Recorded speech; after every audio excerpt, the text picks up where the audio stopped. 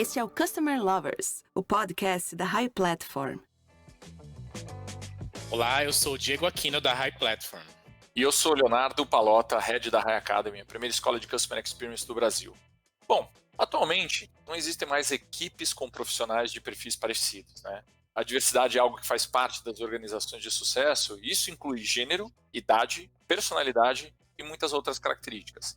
Mas como alcançar a produtividade lidando com perfis tão diferentes? Vamos responder isso no episódio de hoje, que tem o tema Desafios para manter a produtividade em equipes com perfis diversificados. Sabemos da importância de contar com equipes diversificadas e o quanto isso agrega para a companhia e para os clientes.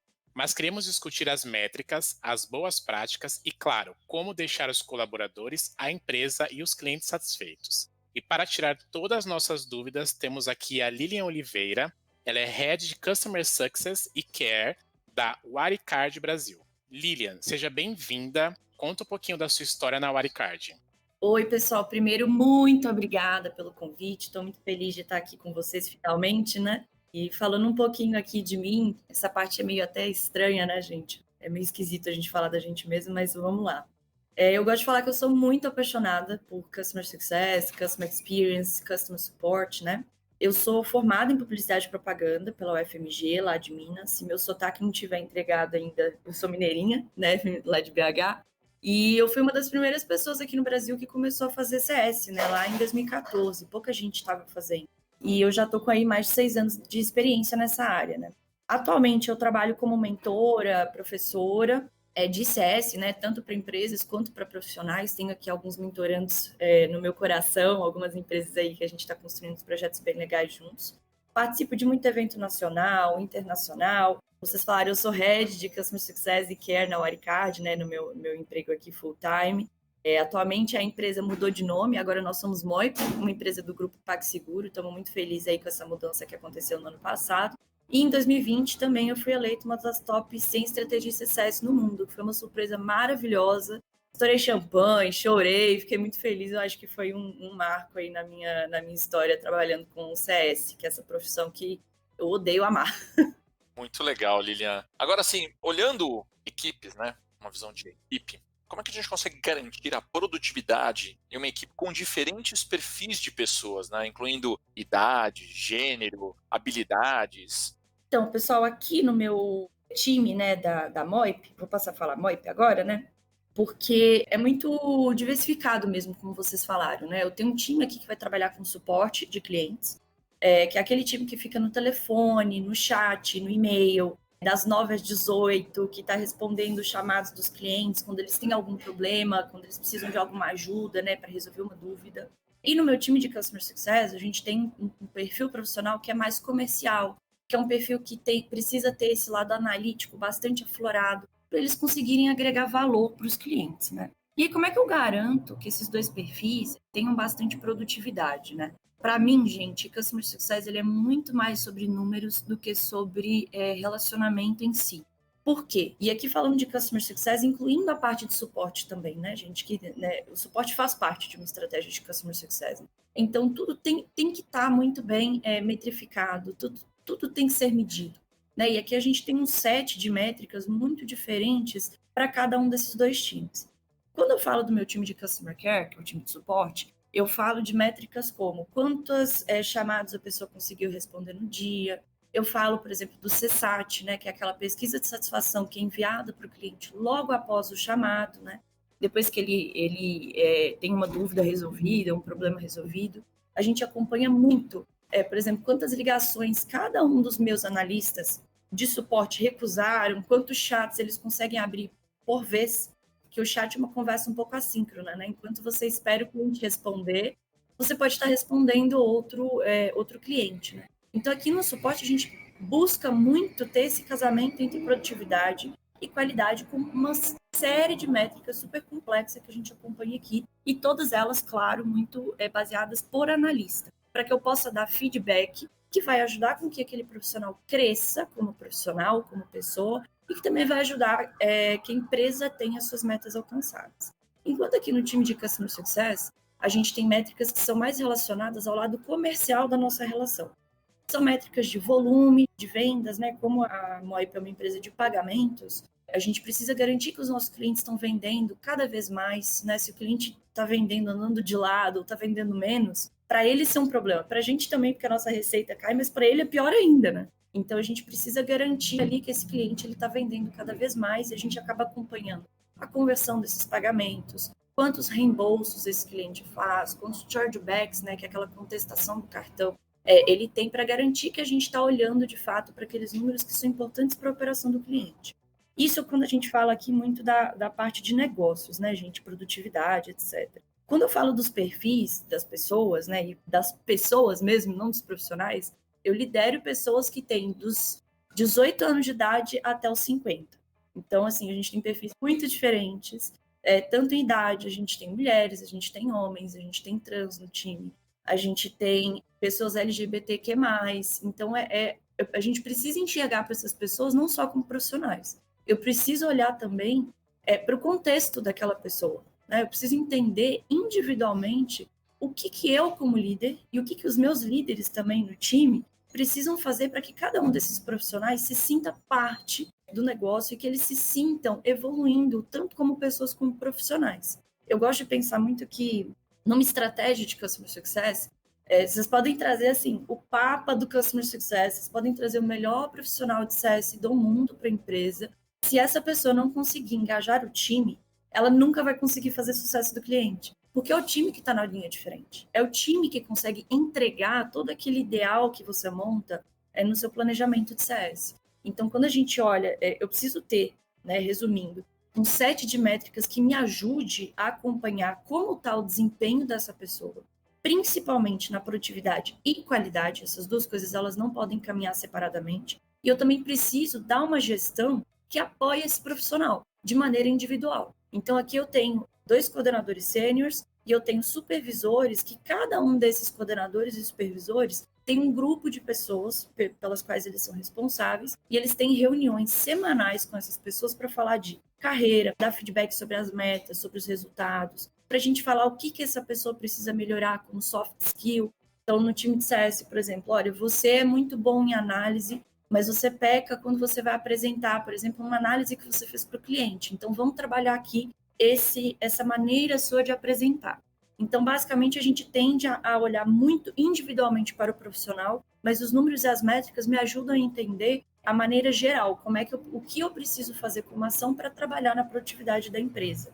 E Lilian, na sua opinião, qual que é a importância de contar com uma equipe que seja diversificada? Então, gente, isso para mim deixa de ser só uma parte do negócio e passa a ser até um valor de vida, assim, como pessoa, né?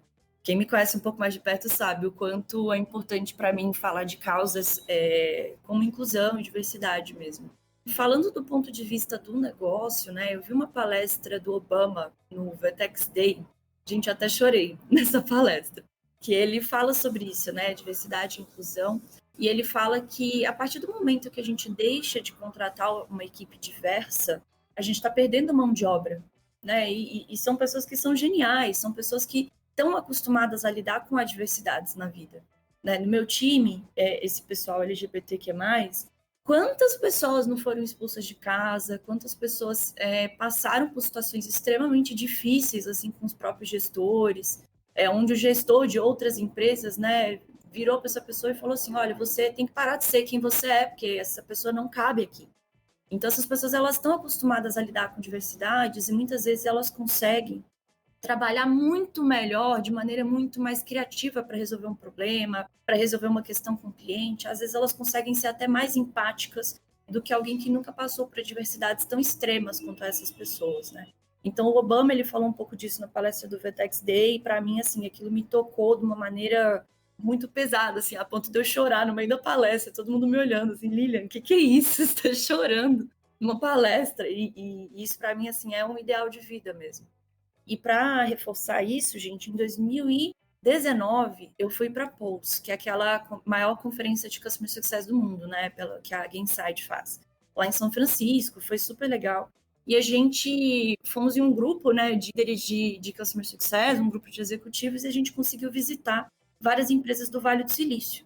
Então, a gente visitou aqui o Go Cloud, a gente visitou o Watson da IBM, a gente visitou o LinkedIn, a gente visitou um Venture Capital, que é a Next 47, a gente foi num monte de empresa. E todas essas empresas, gente, eu fui com o meu caderninho escrito já para eu levantar essa pauta, né, de diversidade e inclusão, e todas as empresas trouxeram essa pauta sem eu precisar levantar. Porque, para eles, quanto mais pessoas diversas você tem no seu time, mais você consegue compreender os seus clientes.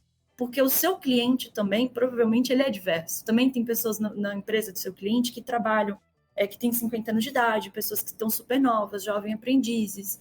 A gente tem também pessoas LGBT+, a gente tem mães, a gente tem mulheres, a gente tem pessoas da Ásia, a gente tem americanos, a gente tem europeus. Então, quanto mais diversidade você tem no seu time, diversidade nesse conceito amplo, né, da palavra, mais você consegue entender das necessidades dos seus clientes, porque você tem ali alguém que representa um cliente seu. Então, o Google falou muito isso, né, que se eu não tiver, por exemplo, uma pessoa preta no meu time, se eu não tiver um mexicano, se eu não tiver um indiano, eu nunca vou conseguir entender meus clientes que são pretos, meus clientes que são indianos, e os meus clientes que são de outro país, sabe, ou de outra caixinha, né, digamos assim.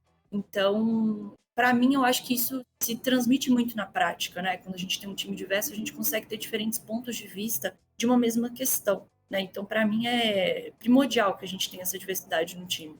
Legal, Lili. Agora mudando um pouco de assunto, voltando inclusive para um tema que você falou, você já falou um pouco sobre mensuração da equipe, né? Mas assim, como você consegue medir a produtividade de uma equipe? O que é realmente importante hoje medir? Perfeito, então. Quando eu quebro aqui o time de suporte e o time de Customer Success, a gente tem dois tipos de métrica que são mais importantes, né? No suporte, para a gente medir efetivamente a produtividade, eu vou olhar muito para essa questão dos chamados. Eu tenho um time aqui de telefone, um time focado no chat, e esses dois times eles estão focados no e-mail também. E aí eu tenho outros subtimes, que, por exemplo, um suporte mais VIP, um back-office, redes sociais, mídias. Então, cada um desses times, eles vão acompanhar muito quanto que eles conseguem fazer numa semana e no dia, né? Também no mês. Então, a gente tem essa medição do dia, da semana, do mês, de quantos telefonemas a pessoa conseguiu atender, quantos chats ela conseguiu responder, quantas janelas do chat ela consegue manter abertas, quantos e-mails essa pessoa conseguiu concluir, quantos e-mails essa pessoa tratou, mas ainda não fechou. Então, a gente acompanha todas essas métricas de produtividade no time de Customer Care para garantir que eu sei que por mês eu recebo, vamos supor, tá, gente? Vou criar um número fictício aqui. Vamos supor que por mês eu receba umas 50 mil chamados de telefone, chat, e-mail, tudo junto. Se eu tenho 50 mil, entendendo a produtividade do meu time, eu sei que desses 50 mil, 10 mil é só telefone. Então, eu preciso garantir que o meu time consiga responder pelo menos uns 10 mil, para que eu não tenha cliente que fique sem atendimento. Então, essas métricas de produtividade vão me ajudar muito a fazer um provisionamento do time, de quanto eu consigo atender para eu não deixar nenhum cliente de fora, tá? Enquanto no time de Customer Success, gente, e óbvio que aqui no time de Customer Care a gente tem que cruzar esses dados com a qualidade também. Porque de nada adianta eu ter uma produtividade maravilhosa, atender todos os clientes, mas todo mundo eu respondo assim, estamos analisando seu problema e retornaremos em breve. Isso não é responder, né, gente? Então, a gente também tem um indicador aqui de qualidade, que é um indicador super complexo, que leva em consideração o CSAT, procedimento que a pessoa fez, a investigação que a pessoa teve do problema, o jeito como ela se portou, né, durante a resolução daquele chamado. Então, a gente tem um monte de coisa aqui, e essa nota de qualidade também vai balizar. O analista que tem, a gente tem aqui um quadrinho que a gente chama de gestão à vista. E são 4 quadrantes onde a gente classifica os nossos analistas. Aqueles que têm produtividade e qualidade alta, aqueles que têm qualidade alta, mas produtividade baixa, e aqueles que têm a qualidade baixa, mas produtividade alta. Então, ali a gente consegue colocar os nossos analistas nesses quadrantes e a gente dá feedback muito baseado naquele quadrante em que o analista está. Então, por exemplo, se ele está com a produtividade muito alta, mas a qualidade baixa, a gente reduz um pouquinho a meta dele de produtividade, mas bem pouquinho, e fala assim, olha, agora você precisa focar muito na qualidade, você normalmente está errando na investigação do problema.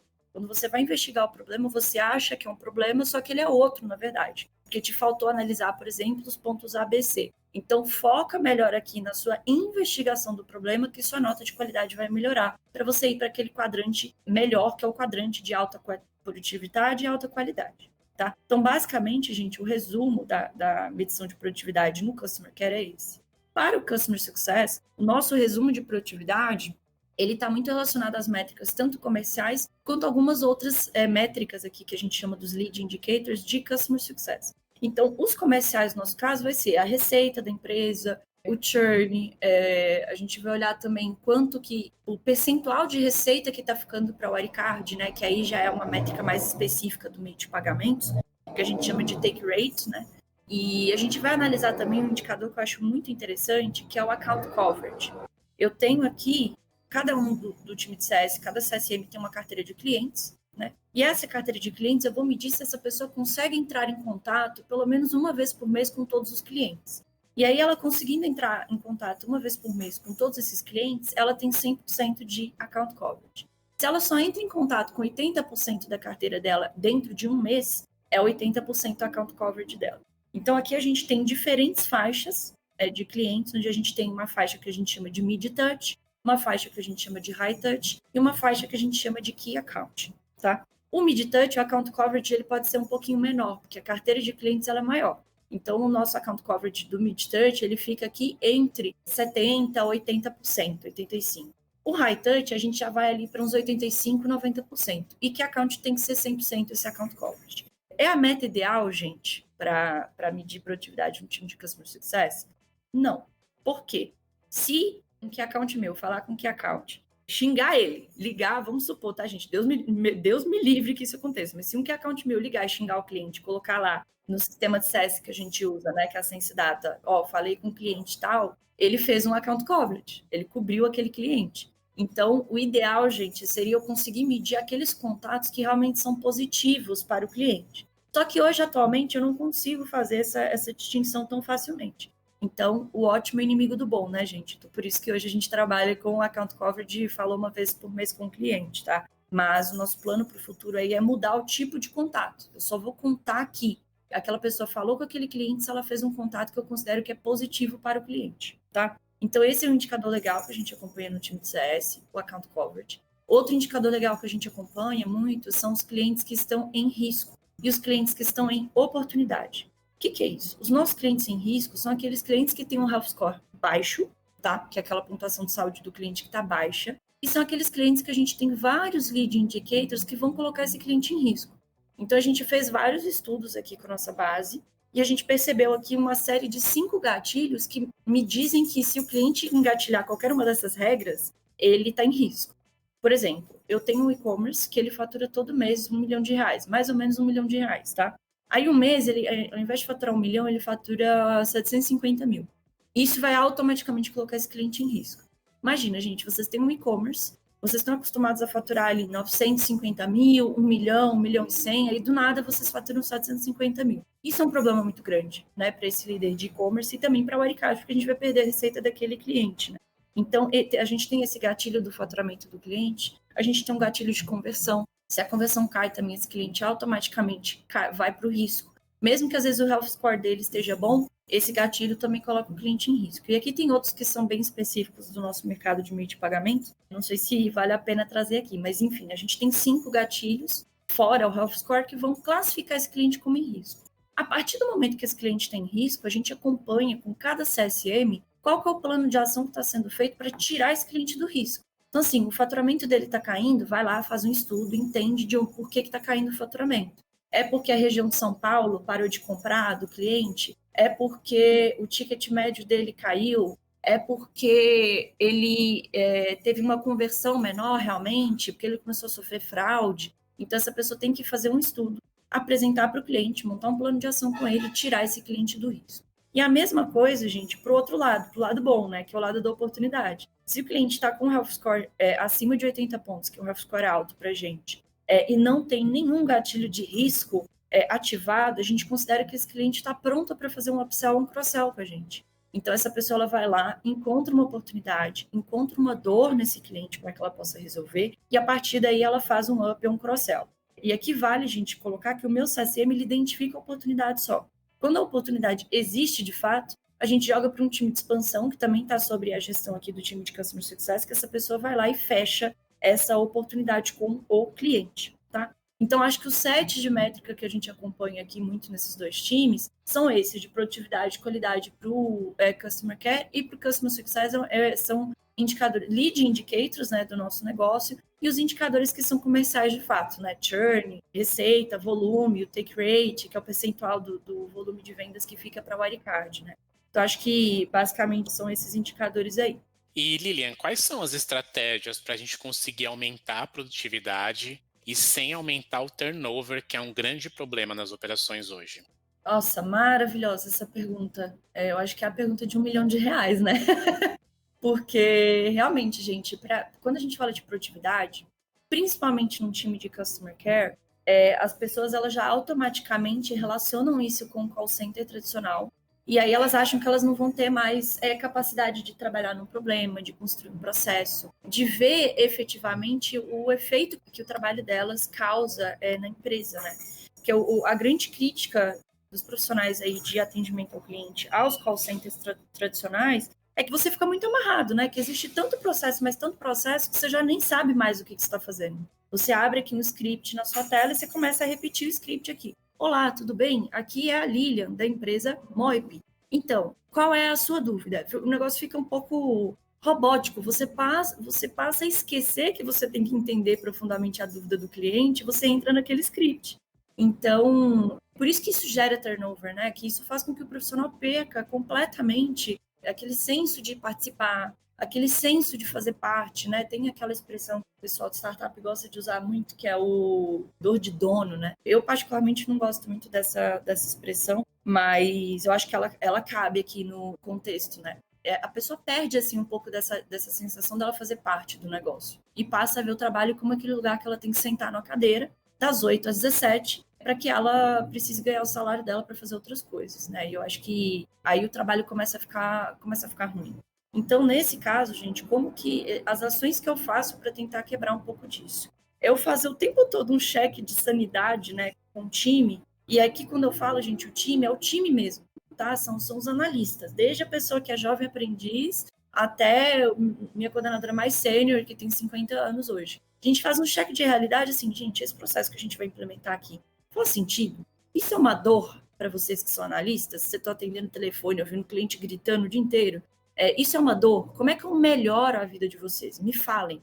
E a gente faz a mesma coisa com o time de CS também, porque o nosso time de CS, apesar dele ser um time um pouco mais solto, digamos assim, que o time de Customer Care, ainda assim tem um monte de processo, né? Tem um monte de coisa que a pessoa precisa seguir. Então, por exemplo, no Sense Data, que é o nosso sistema de Customer Success, aparece um monte de atividade que aquela pessoa tem que sair concluindo igual uma doida para garantir que ela está sendo produtiva, para garantir que ela está olhando para esses clientes em risco, para esses clientes em oportunidade, né? E para a gente não fazer com que as pessoas elas percam esse senso de pertencimento, a gente o tempo todo pede sugestões para o time, né? De gente, quais são as maiores dores que vocês têm hoje? O que não está funcionando? O que te deixa triste no trabalho? A gente faz essa pergunta, né, para as reuniões de equipe aqui que a gente tem semanalmente, né? Gente, o que está pegando? Que está impedindo vocês de crescerem nos clientes? O que está gerando churn? Vamos entender para a gente poder criar regras. Eu acho que quando a gestão compreende muito bem o que está vindo de demanda da equipe e o que está vindo de demanda do cliente também, eu faço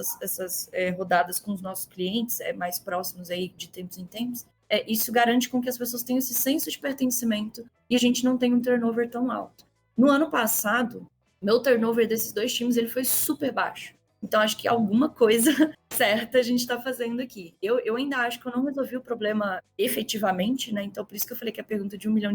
Quem tiver dicas aí, me chama, vamos conversar. Mas eu acho que um pedaço assim, da história a gente faz bem, que é trazer o time para a construção dos processos, não só fazer processo e mandar água lá abaixo, que eu acho que não funciona muito bem. Voltando um pouco sobre o tema de mensuração, você tem uma experiência interessante com o INPS.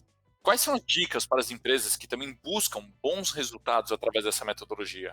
Perfeito. Esse caso do INPS é muito bacana mesmo. Fico muito feliz com isso que aconteceu no ano passado. Seguinte, ano passado, eu herdei o time de Customer Care da Wirecard. Eu entrei na Wirecard só para tomar conta do time de Customer Success. E aconteceu um monte de coisa no time de Customer Care que acabou que os líderes saíram e tal, aí o time ficou sem líder, né? Obviamente, olharam para mim, olha lá, já lida com o cliente, entrega isso aí para a Lilia que ela resolve. Então, morri de medo, né? Que é um time grande, né? Hoje, se juntar as duas equipes, a gente tá com quase 60 pessoas aí. Eu morri de medo, assim, que era uma coisa que eu nunca tinha trabalhado. Eu estudo bastante sobre suporte e tal, mas, gente, uma coisa é você estudar, né? Outra coisa é você estar lá na operação, todos os dias, tendo que ter responsabilidade sobre essas pessoas e sobre as metas, né? Então, morri de medo, mas assumi o desafio. A primeira coisa que eu fiz, gente, na época o time tinha 38 pessoas. 36, desculpa. A primeira coisa que eu fiz foi falar com cada uma dessas pessoas. Demorei demais. Fiquei um tempão falando com todo mundo e tal. Tinha pelo menos umas 5, 6 reuniões por semana para falar com essas pessoas do time de Customer Care, né? E aí eu peguei primeiro com as pessoas o que não estava legal. Assim, gente, me conta um pouco da sua história. E foi aí até que eu conheci que a equipe era bastante diversa, né? Que eles passaram aí por várias poucas e boas na vida deles. E eu também perguntei, olha, o que não tá legal para você aqui no trabalho, né? Fiz algumas perguntas padrão para todo mundo.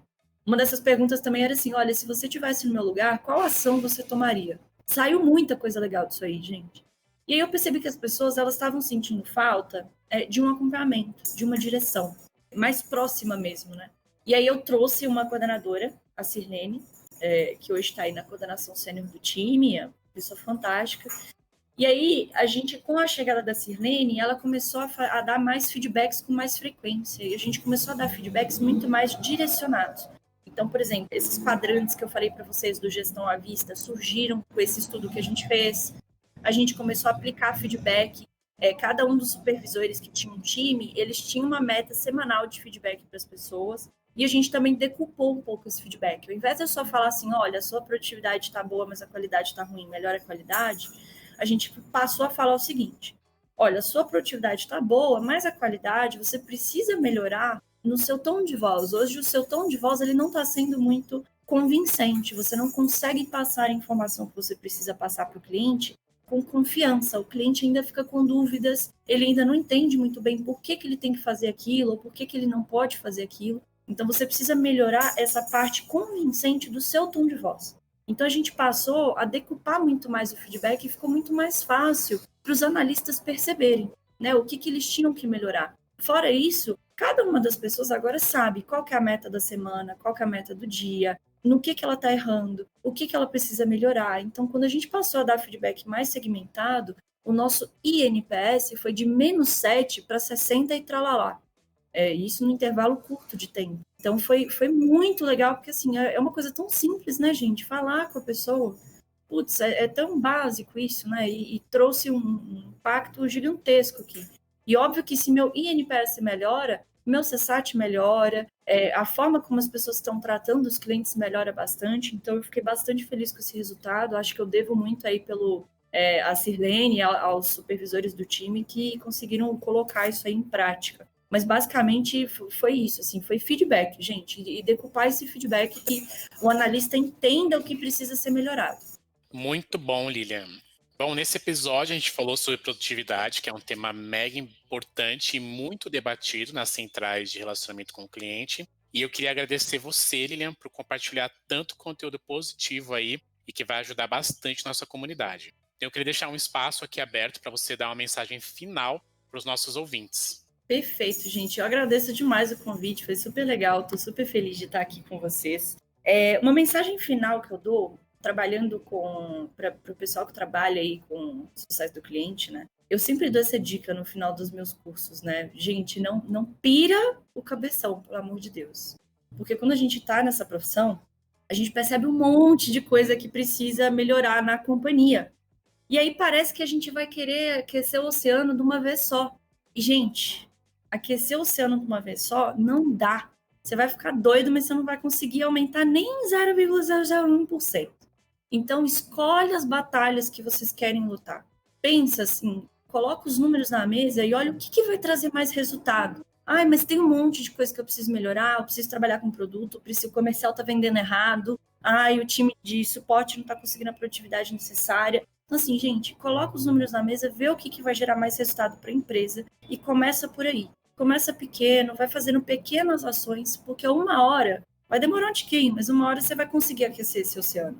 Só que tentar fazer tudo uma vez vai te fazer mal, vai fazer mal para você como profissional. A empresa não vai perceber resultado no seu trabalho, porque fazer tudo de uma vez, gente, vocês vão fazer tudo meio mais ou menos. Quando você faz uma coisa só, você faz aquilo bem. Isso traz mais impacto. Então, o meu conselho para quem trabalha com o sucesso do cliente é não pirar, começar pequeno, começar a ir por aquilo que vai trazer mais resultados, escolher muito bem as suas batalhas.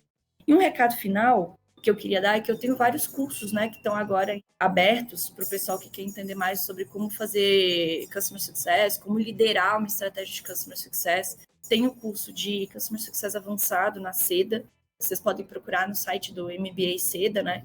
Tem um curso também meu e da Luciana Teles, que é minha sócia, que está no Simpla. Então, a gente vai falar um pouquinho sobre churn, health score, como criar um health score do zero, né? Como criar uma estratégia de expansão, uma estratégia para prevenir o churn, né? Então, vai ser bem legal. Um health score um webinar que a gente está chamando de intensivão em Customer Success, que a gente vai entrar um pouco mais nos níveis avançados também de CS. E me acompanha no LinkedIn, em outras páginas, que eu sempre estou postando aí uma coisa ou outra que eu estou falando de CS, ou um curso que eu estou dando aí para esses profissionais de CS que precisam desse apoio aí, de quem já deu muita derrapada no longo desses 6, 7 anos aí que eu estou trabalhando com CS, e eu tento ajudar para as pessoas não cometerem os mesmos erros que eu aí no início da minha carreira. Lilian, muito obrigado mais uma vez pela sua participação. E, pessoal, continuem acompanhando o nosso podcast nos canais Spotify, como Customer Lovers, e YouTube, no canal da High Platform. Abraço. Tchau, pessoal. Você acabou de ouvir o Customer Lovers, o podcast da High Platform. Dá uma acessada no nosso Instagram, @HighPlatformBR. e se liga no conteúdo que rola por lá.